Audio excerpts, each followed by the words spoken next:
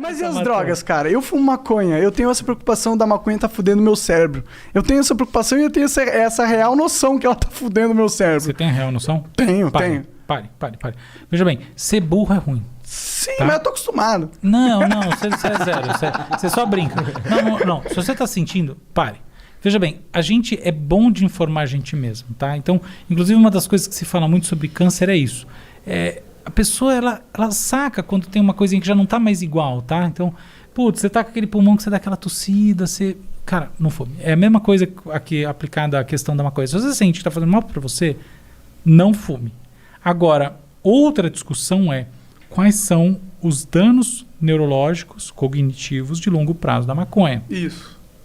A grande verdade, queira-se ou não, é que há muita indefinição nesse campo. Eu não vou dizer aqui que está provado por A mais B que definitivamente fumar maconha na vida adulta gera declínio cognitivo. Porque você tem estudos mostrando isso, tá? Grandes estudos mostrando sim. Burrice, ou seja, baixa seu QI. Ruim.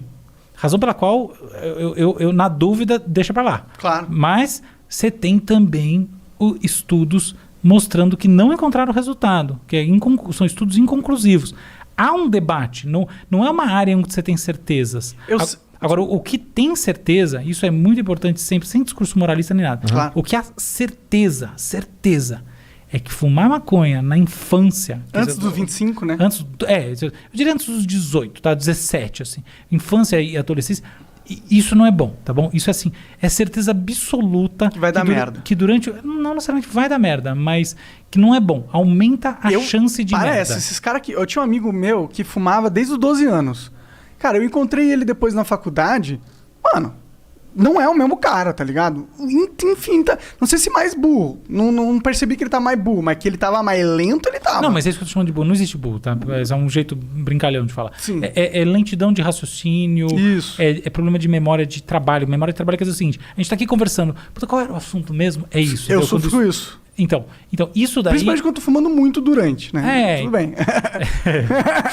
Mas é isso, sabe? Eu acho que assim, a gente tem que separar a discussão sobre o uso de qualquer... Por sinal é o seguinte, tá? A grande verdade é que aquele porre do adolescente de 14 anos, cara, esse é bem pior. Nocivo, tá? né? Esse é nocivo.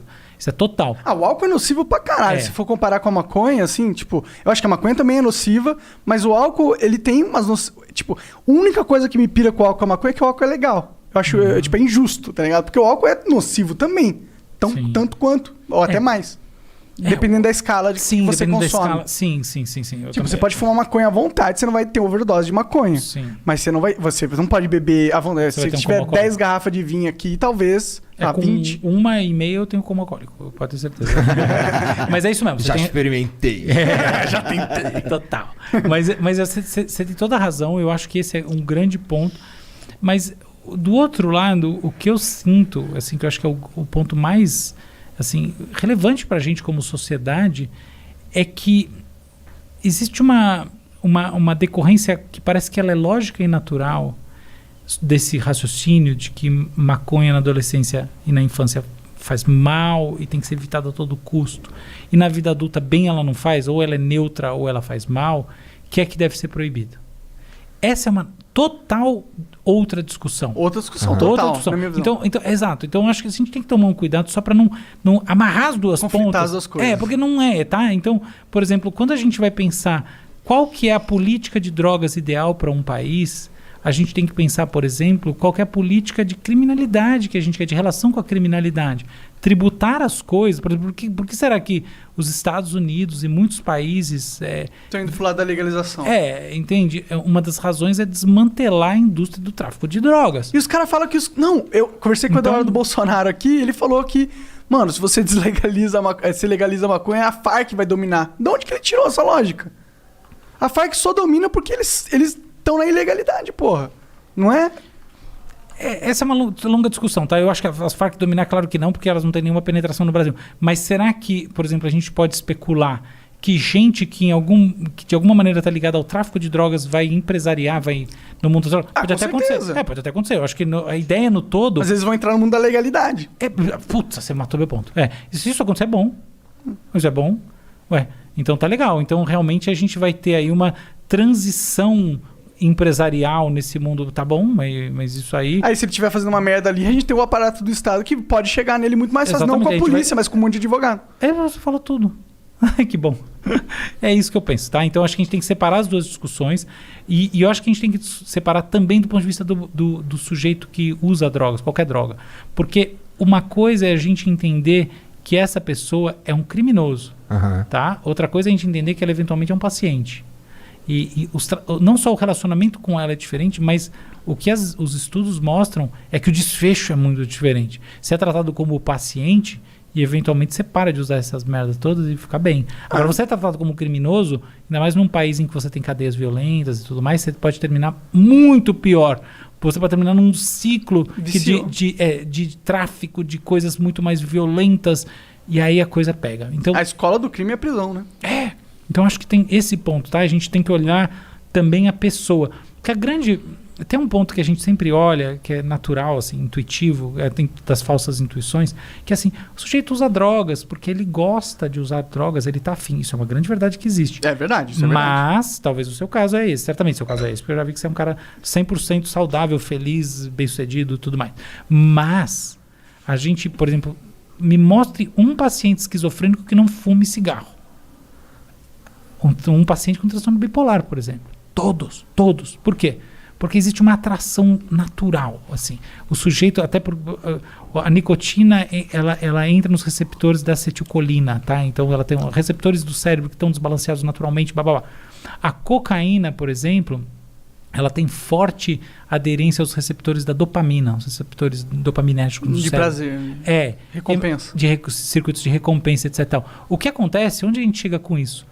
Que, assim, uma relevante, não desprezível, das pessoas que, por exemplo, fumam crack, fazem uso crônico da cocaína, elas têm uma condição de base predispositiva. E não é simplesmente porque elas têm genes, tá? Você tem variações genéticas, a gente chama isso de polimorfismos, que de fato aumentam a vulnerabilidade, tá? Então, inclusive ao álcool. O que quer dizer vulnerabilidade? O cara cheirou 4, 5 vezes cocaína e ele fica viciado. Enquanto a outra pessoa cheira durante 5 anos e não fica. Porque a verdade é que cocaína vicia menos que cigarro. É verdade. Sério? Do ponto de vista das pesquisas, é isso que você diz. Legal. Quer dizer, legal não, mas eu não sei se essa é uma informação boa do público saber. Já tô querendo cheirar cocaína agora. Não, nunca faça isso na tua vida. Ih, chegou errado aí. Chegou o moralista falando. Não, chegou tarde, porque eu já cheirei uma vez. Ah, tá bom. Evite isso. Mas foi bem pouquinho e não achei tão legal. Mas enfim, onde eu quero chegar com isso?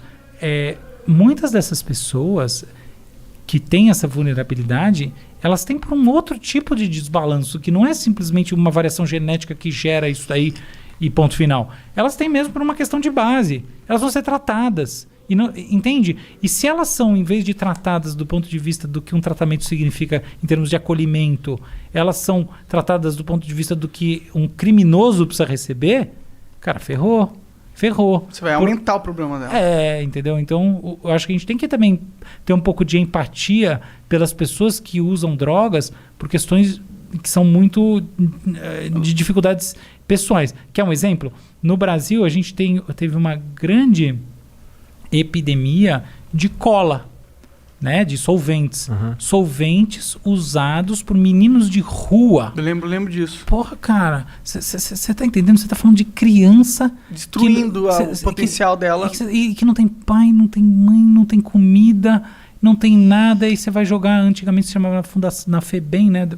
Você tá entendendo? Calma, peraí, entendeu? Eu acho que a gente tem que também ter um pouco de empatia. De inteligência. É de empatia, mas de inteligência. Não tá funcionando essa porra, tá ligado? E olhar esse sofrimento, né? Porque é complicado você falar assim, tá lá, os viciados. Cara, vai na Cracolândia. Cara, veja essas pessoas de perto. Veja, vai lá e faz um filme das pessoas. Vá sem carteira. Vá sem carteira fazer esse filme. Mas você entende? Há um sofrimento, há um negócio ali que não é só... esses escrotos, esses viciados de merda. Não, cara, tem muito isso também. Mas não é só o hedonismo que gera essas tendências. A gente tem que entender que existe um problema de violência, de abandono social, de sofrimento, de vida na rua, de família destruída, de catástrofe em cima de catástrofe, e o cara termina na rua cheirando cola porque ele está com fome. Isso existe, isso não é papo furado, isso é fato de um país chamado Brasil. E crack vezes 10. Então é aí que eu acho que a gente tem que olhar essa questão de política de drogas com um carinho pelas pessoas que não é exatamente o carinho da repressão, do cacetete, da porrada no cara. Eu falo isso pensando também, eu tenho amigos, pessoas que eu respeito muito, que têm posturas diametralmente opostas à minha, tá? Diametralmente. 100% opostas. Tem que pôr na cadeia todo mundo. É claro que, se o cara é viciado e estuprou, acabou. Não, lógico. Ele tem que... Pra mim pode morrer, ninguém tá discutindo... Mas se o cara só é viciado... É outro esquema. Mas eu tô falando de posturas opostas em termos de proibição, de maneira de manejo, tá? Não tô nem... Nem entrando nesse mérito. Porque se uma pessoa que acha isso não quer ser meu amigo, tá? Claro. Quero que se foda essa pessoa. Mas assim, pessoas que acham que não, que acham que as políticas de droga têm que ser 100% proibitivas e tal. Eu acho que não, respeitando totalmente essas pessoas sérias que publicam coisas importantes e tal, porque eu acho que o Brasil... É só olhar na Califórnia, pô. Essas pessoas sérias não vão pra lá, pô. Tipo, eles têm que ver o que tá acontecendo. É que eles vão falar, pô, mas o Brasil é outra... Não, e eu entendo, é verdade esse argumento. O Brasil não é a Califórnia, porra. Não é a Califórnia. São Paulo não é a Califórnia. Mas o meu argumento vai muito na linha. Já que o Brasil não é a Califórnia, eu não posso tratar o viciado como se ele fosse um cara que escolheu isso e ele que se foda. Não, eu tenho que pensar que muitas dessas pessoas são esse menor abandonado. E aí, porra, eu vou fazer o quê? Eu vou dizer que simplesmente esse sujeito tem que ser processado, tem que ter um encarceramento e etc e tal? E até onde a sociedade pode se dar o luxo de matar potenciais à vontade, assim? Eu acho que não pode se dar esse luxo, sinceramente. Eu acho que como uma visão de, pô, queremos chegar longe, vamos aproveitar todos os jogadores do time. Não vamos deixar os caras de escanteio só porque ele cometeu um erro. É claro que tem erros e erros. O cara cometeu um erro do tipo... O cara estuprou uma mina e roubou a casa de várias pessoas pra fumar crack. Esse cara ele, na minha opinião, tá? Minha opinião, ele largou o direito à vida nessas ações, na minha opinião. Eu quero que ele mais exploda. Se ele cair no vulcão e sumir, eu não ligo. Pra mim, foda-se. Mas não significa que... Pula logo aí que eu tenho que almoçar. Pula lá. Mas se, tipo... Eu não posso negar a lógica que a sociedade tem um método de funcionamento que é inteligente, tem um método de funcionamento que é burro. E o método de funcionamento que a gente está atuando atualmente é comprovadamente burro. A gente pode ver lá a lei seca nos Estados Unidos. O que surgiu? Qual foi o sintoma? Al Capone. Parou as pessoas de usarem álcool? Não. Elas estavam usando álcool e ficando cegas. Esse foi o sintoma. O sintoma da proibição é sempre um mercado negro de bosta que só fode, né? Acho que é isso. É uma grande verdade, concordo totalmente. Então, eu concordo totalmente com o que ele está dizendo, tá? É que eu tô aqui, tipo, concordando, assim, tipo... Sabe quando você está navegando num discurso que você acha que ele tá no flow? Eu me sinto tá no assim flow, toda ótimo hora. flow, muito legal. Toda hora. O Monark fala coisas... Vocês dois falam coisas muito interessantes, assim, muito valiosas. E sabe que eu não estava esperando isso. E como eu já falei, eu caí meio de paraquedas aqui. E eu tô achando muito legal, porque eu achei que em geral, eu vou e falo muito quando eu dou entrevista ou faço qualquer coisa. E é que eu tô aprendendo muito também. Isso é tudo que eu falei, você já ouviu. Eu já ouvi. Mas a coisa que conta mesmo é a maneira de dizer, né? Entendi. Essa maneira de dizer que vocês dois têm é muito legal. Eu acho que ela tá muito próxima das pessoas, do povão. Vocês têm não sei se é povão pra ruim, né? Então, do brasileiro. Uhum. Do brasileiro. O brasileiro não é o povão, o brasileiro é o povo lindo. Sim, o povaço. É, o povão eu digo, tipo, que nem os intelectuais da academia. Exato, você tem toda a razão. É isso aí, do povo brasileiro. Então são maneiras muito legais de falar as coisas que vocês têm. E eu tô aprendendo muito com isso, tô curtindo pra caramba esse papo. Pô, eu acho foda, mano. Obrigado. Eu também. A gente normalmente conversa muito com pessoas que são relevantes, mas elas não são relevantes porque elas conhecem coisas da vida e da sociedade de forma profunda e têm aqui pra dividir. Elas são relevantes porque elas estão viciadas nas redes sociais, entendeu? E é legal poder conversar com pessoas que são de outro... Inclusive o Flow, a gente criou o Flow pra conversar com essas pessoas também. A gente conversa com os outros porque é importante pra saúde do programa e o caralho, mas a gente mais quer mesmo é ter essas conversas.